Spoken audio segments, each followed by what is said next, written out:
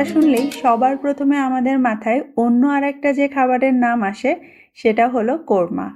পোলাও কোরমার এই জুটি কিন্তু যুগ যুগ ধরে রাজ্জাক শাবানার জুটির মতোই সুপারহিট। তাই আজকের পর্বে আমি আপনাদের সঙ্গে ভীষণ মজার চিকেন কোরমার রেসিপি শেয়ার করব। আর পোলাওয়ের রেসিপি তো দুদিন আগেই আমি আপলোড করেছি, তাই আপনারা চাইলে এবারের ঈদে পোলাও কোরমার এই সুপারহিট জুটি আপনার ডাইনিং টেবিলে রাখতে পারেন। আর আজকের কোরমাটা আমি রান্না করে দেখাবো প্যাকেট মশলা দিয়ে, এবং সেটা আপনাদেরই অনুরোধে। আমাদের অনেকের মনে একটা ধারণা আছে যে প্যাকেটের মশলা দিয়ে রান্নাটা বেশি মজা হয় না, তবে আজকের ভিডিওটা দেখলে আমার মনে হয় আপনাদের সেই ধারণাটা ভেঙে যাবে। চলুন তাহলে আর দেরি না করে আজকের রান্না শুরু করা যাক। আজকের কোরমা রান্নায় আমি লেয়ার মুরগি ব্যবহার করছি। ফার্মের মুরগি, কিন্তু ডিম পাড়া মুরগিগুলো। আপনি চাইলে ব্রয়লার নিতে পারেন অথবা দেশি মুরগি দিয়েও একইভাবে রান্নাটা করা যাবে।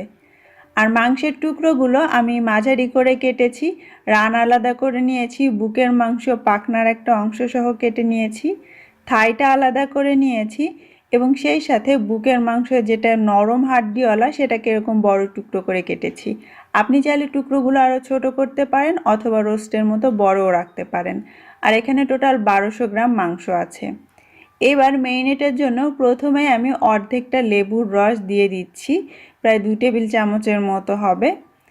তারপরে আমি এর মধ্যে দিয়ে দিচ্ছি আধা টেবিল চামচ পরিমাণ রসুন বাটা, এবং সেই সঙ্গে যাচ্ছে 1.5 টেবিল চামচ পরিমাণ আদা বাটা। আর কোরমা খুব একটা ঝাল হয় না, তাই আমি এর মধ্যে 2টো ছোট কাঁচা মরিচ একটুখানি থেতো করে দিয়ে দিচ্ছি, যেটা প্রায় 1 চা চামচের মতো আছে। সেই সঙ্গে যাচ্ছে আধা টেবিল চামচ খোসা সহ কাঁচা পেঁপে বাটা, যেটা আমাদের মাংসটাকে নরম করবে আর তাড়াতাড়ি সেদ্ধ করবে। যেহেতু আমি হার্ড চিকেন নিয়েছি, তবে আপনারা যদি ব্রয়লার মুরগি নেন তাহলে এটা বাদ দিবেন, এটা দেওয়ার কোনো দরকার নেই। আর আজকের রান্নাটা আমি প্যাকেট মশলা দিয়ে করছি। আমি শানের চিকেন হোয়াইট কোরমা মশলাটা নিয়েছি। আপনি আপনার পছন্দ মতো অন্য যে কোনো ব্র্যান্ডের মশলা এখানে ব্যবহার করতে পারেন, জাস্ট রান্নার প্রসেসটা একই রকম রাখবেন। যে মশলাটা আমি নিয়েছি তাতে গুঁড়া মশলা এবং গোটা মশলা দুটোই মিক্স করা থাকে, তাই আমাকে আলাদা করে আর কোনো কিছু দিতে হচ্ছে না। এখন এই সব কিছু একসঙ্গে মাংসের সাথে ভালো করে মেখে নিয়ে আমি 30 মিনিটের জন্য এটাকে ঢেকে রেখে দিচ্ছি। এবারে আমরা কোরমার জন্য একটা স্পেশাল মিশ্রণ তৈরি করব। কোরমা রান্নায় সাধারণত টক দই ব্যবহার করা হয়, তবে আজকে আমি মিষ্টি দই দিয়েই কোরমাটা রান্না করব। এখানে হাফ কাপ দই আছে। মিষ্টি দইয়ের মধ্যে চিনি দেওয়া থাকে, তাই কোরমা রান্নায় আলাদা করে চিনি দিতে হবে না। তবে আপনি যদি টক দই ব্যবহার করেন তাহলে হাফ কাপ টক দইয়ের সঙ্গে 2 টেবিল চামচ চিনি অ্যাড করে নেবেন। সেই সঙ্গে আমি হাফ কাপ দিয়ে দিচ্ছি পেঁয়াজ বেরেস্তা।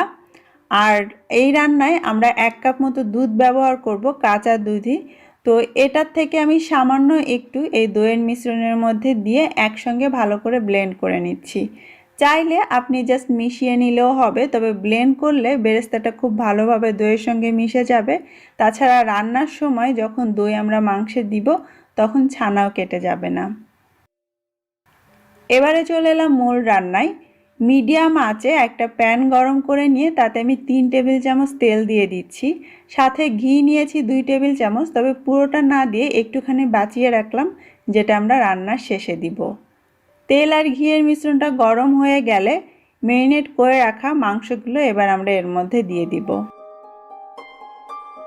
সবগুলো মাংস যখন তেলের মধ্যে দেওয়া হয়ে যাবে তখন এটাকে নেড়ে চেড়ে হালকা করে একটু ভেজে নিব। রোস্টের মতো প্রত্যেকটা পিস আলাদা করে ভাজতে হবে না, জাস্ট 4-5 মিনিট এরকম মিডিয়াম আঁচে তেলের মধ্যে এটাকে নেড়ে চেড়ে ভাজতে হবে।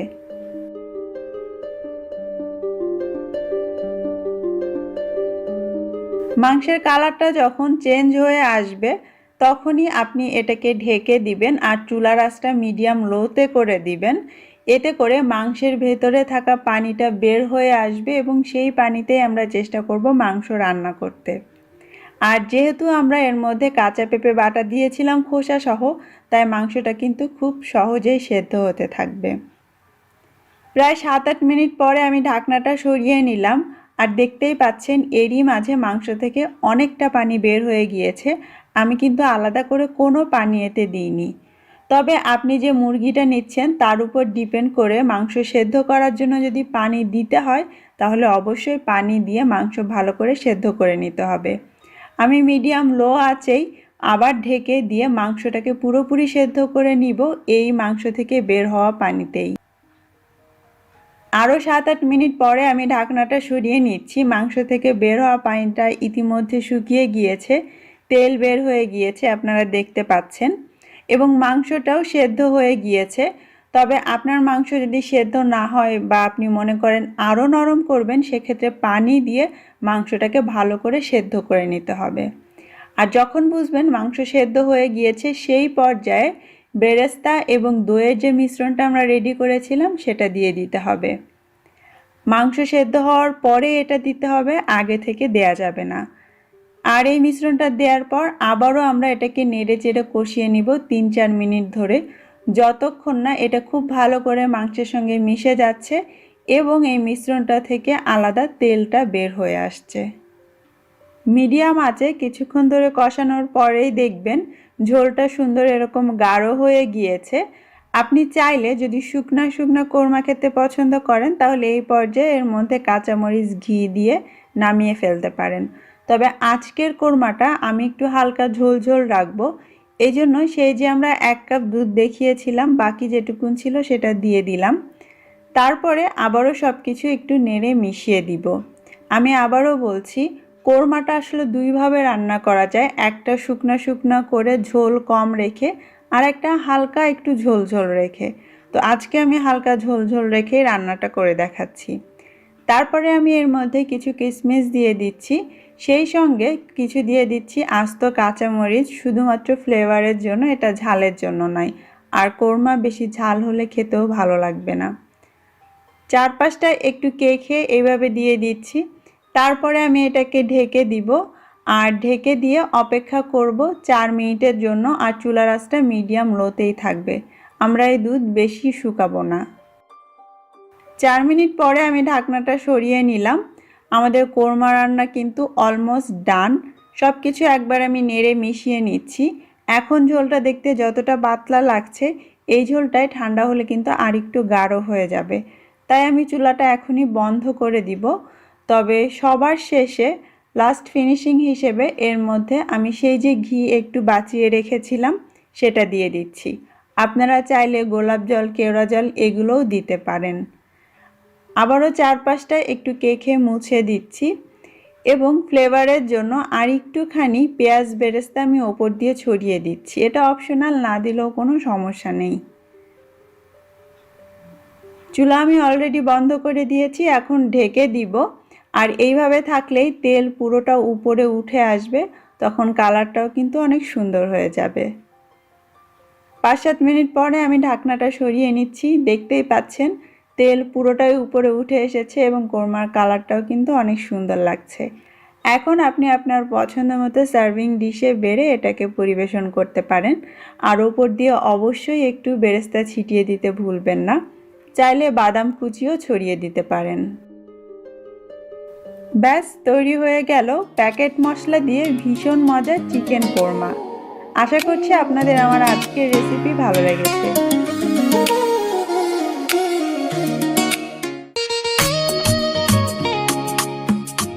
কোরমা নামটা শুনলেই চোখের সামনে ভেসে ওঠে পোলাওয়ের পাশে মিষ্টি স্বাদের সাদা মোলায়েম একটা গ্রেভির কথা, হোক সেটা মাছ, মাংস অথবা ডিমের, তাই না?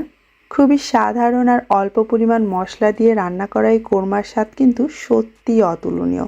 বিশেষ করে বাচ্চাদের তো এটা অল টাইম ফেভারিট, এমনকি বড়রাও খেতে অনেক পছন্দ করে। তাই এই রেসিপিতে একবার কোরমাটা রান্না করে দেখবেন সবাই কিভাবে হাত চেটেপুটে খায়। চলুন তাহলে আর দেরি না করে দেখে নেওয়া যাক অথেন্টিক বাংলাদেশি চিকেন সাদা কোরমার রেসিপিটি।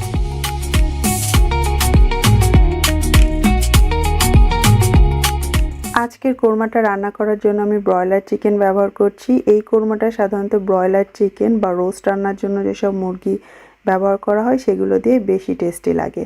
এখানে আমি 1 কেজি চিকেন নিয়েছি এবং এগুলোকে আমি মিডিয়াম কাটে কেটে নিয়েছি। খুব বেশি বড় রাখবেন না, ছোট করলে ভেতরে মশলাগুলো ঢুকে এবং খেতে বেশি টেস্টি হয়।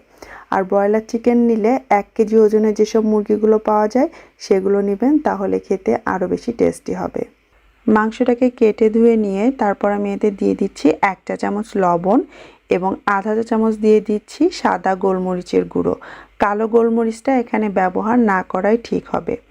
তারপর 1/4 কাপ টক দইয়ের সঙ্গে 1 চা চামচ ময়দা এবং 2 চা চামচ পানি দিয়ে আমি মিশিয়ে রেখেছিলাম, সেটা ভালো করে ফেটে নিয়ে মাংসের গায়ে ঢেলে দিচ্ছি।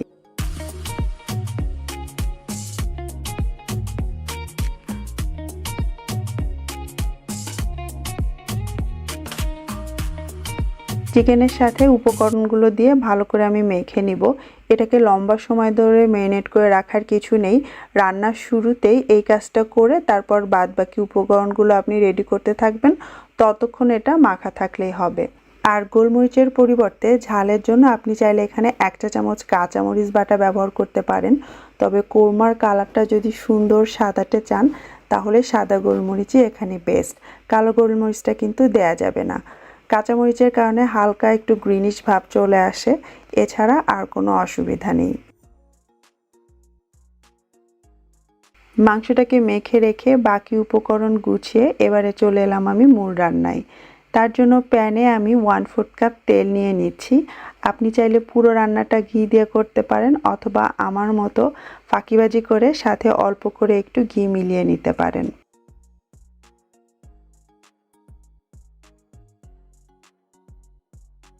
তেল আর ঘি একসঙ্গে মিশে গেলে তারপর এতে আমি ছোট বড় মিলিয়ে 3 টুকরো দিয়ে দিচ্ছি দারুচিনি, 4টা লবঙ্গ, 3টা এলাচ, ছোট 2-3 টুকরো দিয়ে দিলাম জয়ত্রী, আর 2টো দিয়ে দিচ্ছি তেজপাতা।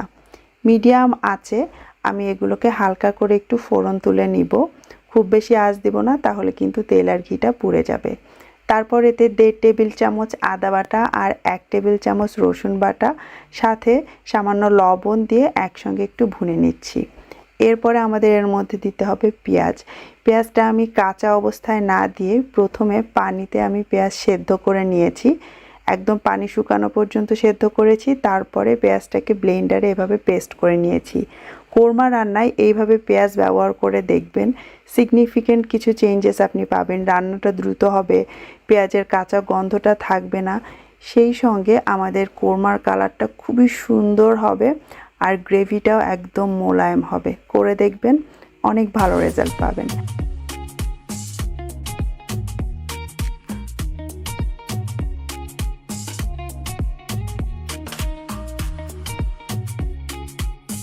সব কিছু একসঙ্গে 2-3 মিনিট ভালো করে ভুনে নেওয়ার পর এবারে আমি এতে দিয়ে দিচ্ছি 3টা আস্ত কাঁচামরিচ, 6-7টার মতো দিয়ে দিচ্ছি কিশমিশ, 1 চা চামচ থেকে সামান্য একটু বেশি দিয়ে দিলাম ধনে গুঁড়ো এবং আধা চা চামচ দিয়ে দিচ্ছি গরম মশলার গুঁড়ো। কোরমা রান্নাতে জিরার গুঁড়াটা ব্যবহার না করাই ভালো, আমার গরম মশলার গুঁড়ার মধ্যে সামান্য জিরা আছে, এই জন্য আমি আলাদা করে আর কোনো জিরা গুঁড়ো এখানে ব্যবহার করছি না। আবারও 3-4 মিনিট ধরে একসাথে ভালো করে সব কিছু ভুনে নেওয়ার পর যখন একটু তেল ছাড়তে শুরু করবে, তখন এর মধ্যে আমি দই দিয়ে মেখে রাখা সেই মাংসটা ঢেলে দিব। চুলার আঁচটা এবার মিডিয়াম থেকে সামান্য একটু বাড়িয়ে তারপর একসঙ্গে ভুনে নিব। এটাকে ভোনার থেকে ভাজা বলাটা বেশি ভালো হবে, কারণ চুলার আঁচটা একটু বাড়তি থাকবে, আর আমরা ততক্ষণ ধরে এটা নাড়তে থাকবো যতক্ষণ না মাংসটা বাইরে থেকে পুরোপুরি সাদা হয়ে আসছে। যখন দেখবেন মাংসটা বাইরে থেকে এরকম সাদা হয়ে এসেছে আর মশলাগুলো হালকা একটু গোল্ডেন কালার চলে এসেছে, সেই সঙ্গে একটু একটু পানি বের হতে শুরু করেছে মাংস থেকে, সেই পর্যায়ে ঢাকনা দিয়ে ঢেকে চুলার আঁচটা একটুখানি কমিয়ে দিয়ে আমরা অপেক্ষা করব মাংস থেকে পানিটা বের হওয়া পর্যন্ত। দেখতেই পাচ্ছেন আমি কিন্তু 1 ফোঁটা পানিও এতে অ্যাড করিনি, মাংস থেকেই কতটা পানি বের হয়েছে। এইভাবে মাংসের পানিটা যদি বের করে নেন তাহলে মাংসটা রান্নার পর ফ্যাচও করবে না, আবার আপনাকে এক্সট্রা কোনো পানিও দিতে হবে না, এই পানিতেই আপনার গ্রেভিটা হয়ে যাবে। এইবারে আমি এর মধ্যে যেটা দিচ্ছি সেটা হচ্ছে চিনি। কোরমাতে চিনি ছাড়া তো চলবেই না, এখানে আমি 1/4 কাপ চিনি দিচ্ছি। অনেকে হয়তো মাথায় হাত দিয়ে বসে পড়বেন যে এত চিনি খাওয়া যাবে না, আসলে কোরমা রান্নায় এই পরিমাণ চিনিটা আপনাকে দিতেই হবে, না হলে কোরমা সে অথেন্টিক টেস্টটা কিন্তু আপনি পাবেন না। স্বাদ মতো আর একটুখানি লবণ আমি এখানে অ্যাড করে দিলাম, আপনারা চেক করে নেবেন। তারপরে আমি এর মধ্যে দিয়ে দিব দুধ 1 কাপ। দুধটা আমি জাল করে রেখেছিলাম এবং দুধটা হালকা একটু গরম অবস্থায় এর মধ্যে অ্যাড করেছি। দুধটা অ্যাড করার পর চুলার আঁচটা মিডিয়ামে রেখে এখন আমরা দুধটাকে একটু ফুটিয়ে নিব। দুধকে খুব বেশি আমাদের গাঢ় বা ঘন করতে হবে না। 4-5 মিনিট ধরে ফোটানোর পরে দেখবেন এমনিতেই গ্রেভি দুধ মিলেমিশে একটা গাঢ় গ্রেভির মতো তৈরি হয়ে গিয়েছে। তবে কোরমাতে কিন্তু তুলনামূলক ঝোলটা একটু পাতলা থাকে, রোস্টের মতো ওই রকম গা মাখা ঝোল থাকে না। তবে আপনার পছন্দ অনুযায়ী ঝোল আপনি এখানে রাখতে পারেন। এবারে আমি এর মধ্যে কিছু সেদ্ধ ডিম দিয়ে দিচ্ছি। এটা আসলে আমার ফাঁকিবাজি টেকনিক, মাঝে মধ্যে এরকম করি, তাতে একই সাথে চিকেন এবং ডিমের কোরমা দুটোই রান্না করা হয়ে যায়। ডিমগুলোকে সেদ্ধ করার পর আমি ঘি দিয়ে খুবই হালকা করে একটু ভেজে নিয়েছি। তারপর গোটা কয়েক আস্ত কাঁচামরিচ আমি এতে দিয়ে দিলাম শুধুমাত্র ফ্লেভারের জন্য। তারপর ঢাকনাটা দিয়ে মিডিয়াম লো আঁচে ঠিক 2-3 মিনিটের জন্য আমি এটাকে রান্না করে নিব। এর বেশি জাল করার দরকার নেই, কারণ আমরা এর মধ্যে একটু গ্রেভিটা বেশি রাখতে চাচ্ছি। মাংস তো আসলে পানি বের করার সময় আমাদের সেদ্ধ হয়ে গিয়েছে। এখন আমরা চুলা থেকে এটা নামিয়ে ফেলবো। চুলাটা আমি অলরেডি বন্ধ করে দিয়েছি, তবে নামানোর আগে এর মধ্যে আমি সামান্য একটু ঘি দিয়ে দিচ্ছি যাতে ফ্লেভারটা বেশি ভালো ছড়ায়। সেই সঙ্গে হাতের আঙুলে করে চিমটি পরিমাণ গরম মশলার গুঁড়ো আমি ওপর দিয়ে ছড়িয়ে দিচ্ছি।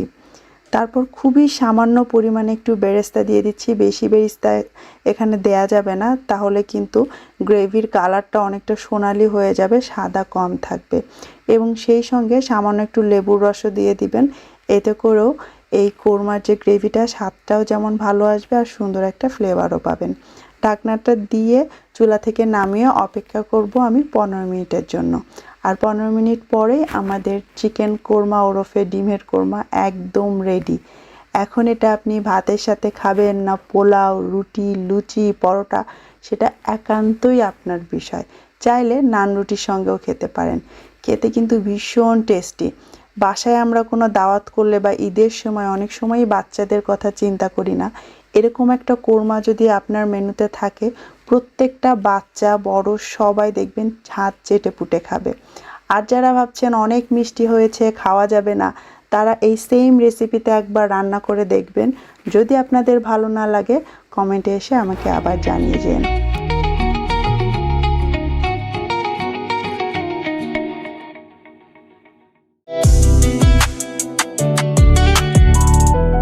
ঈদের খানাপিনায় আপনাদের জন্য আমার আজকের আয়োজন বাদশাহী চিকেন কোরমা বা চিকেন বাদামি কোরমা। আশা করছি আজকের রেসিপিটা আপনাদের পছন্দ হবে এবং আসছে ঈদে পোলাওয়ের সঙ্গে আপনারা এই কোরমাটা সার্ভ করতে পারবেন। চলুন তাহলে দেখে নেওয়া যাক এটা আমাদেরকে কিভাবে বানাতে হবে। আজকের কোরমাটা আমি তৈরি করব চিকেন দিয়ে। এখানে আমি 1 কেজি ব্রয়লার চিকেন নিয়েছি, আপনি চাইলে দেশি মুরগি দিয়েও এটা বানাতে পারেন। আর চিকেনটাকে আমি এরকম মাঝারি টুকরো করে কেটে নিয়েছি, খুব বেশি বড় না আবার খুব বেশি ছোট না। রানটাকে আলাদা করেছি, বুকের মাংসটাকে এভাবে দুভাগ করে নিয়েছি এবং প্রত্যেকটা টুকরোয় মোটামুটি একটু বড় করে কেটে নিয়েছি। আমি আজকে চিকেন দিয়ে কোরমাটা করে দেখাচ্ছি, তবে আপনারা চাইলে বিফ বা মাটন দিয়ে একইভাবেই এই কোরমাটা তৈরি করতে পারবেন। চলুন তাহলে এবারে আমরা বাদবাকি মশলাগুলো দেখে নিই। যেহেতু নাম বাদামি কোরমা, আমাদের বাদাম লাগবে। আমি এখানে আমন্ড বা কাঠবাদাম নিয়েছি। এগুলোকে আমি কিছুক্ষণ ভিজিয়ে রেখে খোসাটা ছিলে নিয়েছি। আর এখানে প্রায় 25-26টার মতো বাদাম আছে। সাথে নিয়েছি 2 টেবিল চামচ নারকেল কোড়া। আপনি চাইলে শুকনো নারকেলের গুঁড়া বা ডেসিকেটেড কোকোনাটটাও নিতে পারেন। এবং সেই সাথে আমাদের লাগবে পোস্ত বা পপি সিড। এখানে আমি আধা টেবিল চামচ পোস্ত নিয়েছি। ভালো হয় যদি পোস্তটাকে কিছুক্ষণ ভিজিয়ে রাখেন, তাহলে এটা সহজেই পেস্ট হয়ে যাবে। সামান্য একটু দুধ দিয়ে সবকিছু আমি একসঙ্গে এভাবে পেস্ট করে নিয়েছি। আপনি চাইলে পানি দিয়েও পেস্ট করে নিতে পারেন। এবারে আমরা একটা মশলা তৈরি করব, সেজন্য আমি এখানে নিয়েছি 5টা এলাচ, অর্ধেকটা জায়ফল এবং ছোট এক টুকরো জয়ত্রী। আমি এখানে কোনো দারচিনি এবং লবঙ্গ ব্যবহার করছি না। সাথে দিয়ে দিচ্ছি প্রায় 1.5 চা চামচ সাদা গোলমরিচ। আপনি চাইলে কালোটাও ব্যবহার করতে পারেন, তবে সাদাটা দিলে মশলার কালারটা সুন্দর হবে। এবারে এই সব কিছু একসঙ্গে গুঁড়ো করে নিতে হবে। আপনি চাইলে এভাবে কাঁচাও গুঁড়ো করতে পারেন, আবার হালকা করে ভেজে নিও। আমি সব কিছু কাঁচা অবস্থায় এরকম গুঁড়ো করে নিয়েছি। আর এটাই হচ্ছে আমাদের বাদশাহী চিকেন কোরমার মশলা। এই মশলাটা ছাড়াও আমাদের আরও কিছু উপকরণ লাগবে। তার মধ্যে অন্যতম হচ্ছে পেঁয়াজ বেরেস্তা। এখানে আমি প্রায় 1 কাপের মতো পেঁয়াজ বেরেস্তা নিয়েছি এবং সাথে লাগবে টক দই, মানে প্লেন ইয়োগার্ট। এখানে আমি নিয়েছি 1/2 কাপ টক দই। আপনি চাইলে আলাদা আলাদা এই দুটো উপকরণ ব্যবহার করতে পারেন, তবে আমি দুটোকে একসঙ্গে ভালো করে পেস্ট করে নিয়েছি। এভাবে করলে বেরেস্তাটা খুব ভালোভাবে মিশে যায় এবং খুবই সুন্দর একটা ফ্লেভার পাওয়া যায়। আমাদের সব মশলা রেডি, এবারে আমরা চলে যাচ্ছি মূল রান্নায়। চুলায় মিডিয়াম আঁচে একটা প্যান গরম করে নিয়ে তাতে এখন আমি 3 থেকে 4 টেবিল চামচের মতো তেল দিয়ে দিব। আর যে তেলটা আমি ব্যবহার করছি সেটা হচ্ছে বেরেস্তা ভাজা তেল। খুব সুন্দর একটা ফ্লেভার থাকে এতে, তবে আপনি চাইলে ঘি বা নর্মাল তেলেও কিন্তু রান্নাটা করতে পারেন। তারপরে আমি এর মধ্যে কিছু বাদাম দিয়ে দিলাম, আর এই বাদামগুলোকে আমি এখন একটু ভেজে নিব। এটা পুরোপুরি অপশনাল, এটা শুধুমাত্র আমি সার্ভিংয়ের জন্য করছি। যখন রান্নাটা হয়ে যাবে ওপর দিয়ে আমি এটা ছড়িয়ে দিব।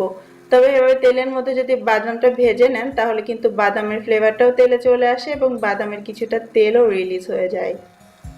এবারে সেই একই তেলের মধ্যে আমি গরম মশলা ফোড়ন দিচ্ছি। প্রথমে দিয়ে দিলাম দুটো বড় টুকরো দারুচিনি, দুটো তেজপাতা, 3-4টা দিয়ে দিয়েছি লবঙ্গ এবং প্রায় আধা চা চামচ জিরা। গরম তেলে এভাবে গোটা মশলা ফোড়ন দিয়ে নিলে তেলের মধ্যে এর ফ্লেভারটা খুব ভালো মতো ছড়িয়ে যায়। এবারে আমি এর মধ্যে দিয়ে দিচ্ছি 1.5 টেবিল চামচ আদা রসুন বাটা। আপনি চাইলে আলাদা আলাদা করে আদা এবং রসুন বাটাও দিতে পারেন। জাস্ট আধা মিনিটের মতো আদা রসুন বাটা আমি তেলের মধ্যে এভাবে ভেজে নিয়েছি। তারপর একে একে মাংসের টুকরোগুলো দিয়ে দিচ্ছি। মাংসগুলোকে আমি ভালো করে ধুয়ে তারপর পানিটা ঝরিয়ে নিয়েছি। মাংসগুলো দেয়া হয়ে গেলে এবারে এই তেল এবং মশলার মধ্যে আমরা মাংসটাকে কিছুক্ষণ কষিয়ে নিব, বা বলতে পারেন হালকা করে একটু ভেজে নিব। তবে এটা রোস্ট না যে রোস্টের মতো আপনাকে অনেকক্ষণ ধরে এটাকে কষাতে হবে বা একটু লালচে করে ভাজতে হবে। যখন দেখবেন এর কালারটা একটু চেঞ্জ হয়ে এরকম সাদাটে হয়ে গিয়েছে তখনই বুঝবেন হয়ে গিয়েছে।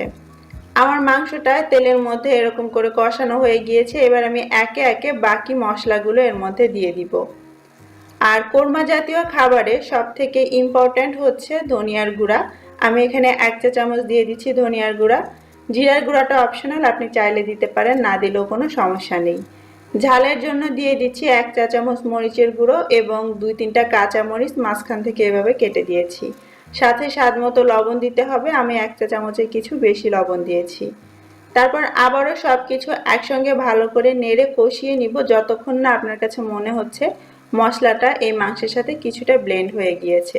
ম্যাক্সিমাম আপনার 2 থেকে 3 মিনিটের মতো সময় লাগতে পারে। 2-3 মিনিট ধরে কষানোর পর যখন আপনার কাছে মনে হবে মশলাটা বেশ মিশে গিয়েছে, সেই পর্যায়ে চুলার আঁচটা মিডিয়ামে রেখেই এটাকে ঢেকে দিতে হবে এবং অপেক্ষা করতে হবে মাংসটা কিছুটা সেদ্ধ হওয়া পর্যন্ত এবং মাংস থেকে পানি বের হওয়া পর্যন্ত। ব্রয়লারে কিন্তু প্রচুর পানি থাকে, তাই আমরা চেষ্টা করব আলাদা করে পানি না দিয়ে মাংসের পানিতেই মাংসটাকে রান্না করতে। প্রায় 10 মিনিট পরে আমি ঢাকনাটা সরিয়ে নিলাম। মাঝখানে আমি একবার ঢাকনা খুলে নেড়ে চেড়ে দিয়েছিলাম, আর দেখতেই পাচ্ছেন মাংস থেকে কতটা পানি বের হয়েছে। এবারে আমরা চুলার আঁচটা কমিয়ে মিডিয়াম লোতে করে দিব এবং এই পানিতেই মাংসটাকে আমরা সেদ্ধ করে নেওয়ার চেষ্টা করব। এতে করে মাংসটা একটু টাইট হবে, নরম ফ্যাচফ্যাচা হবে না, আর খেতেও কিন্তু অনেক বেশি টেস্টি লাগবে।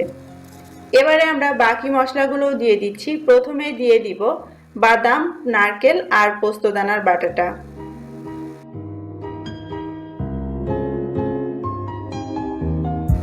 তারপরে দিয়ে দিচ্ছি টক দই আর বেরেস্তার যে পেস্টটা তৈরি করলাম সেটা।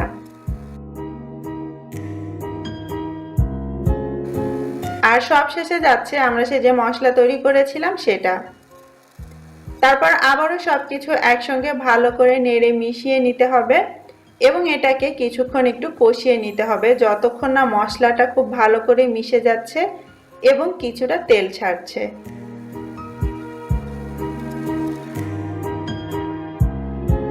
আরও 3-4 মিনিট ধরে কষানোর পর দেখতেই পাচ্ছেন মশলাটা মিশে গিয়েছে, কালারটাও চেঞ্জ হয়ে গিয়েছে এবং সাইড দিয়ে হালকা হালকা তেলও দেখা যাচ্ছে।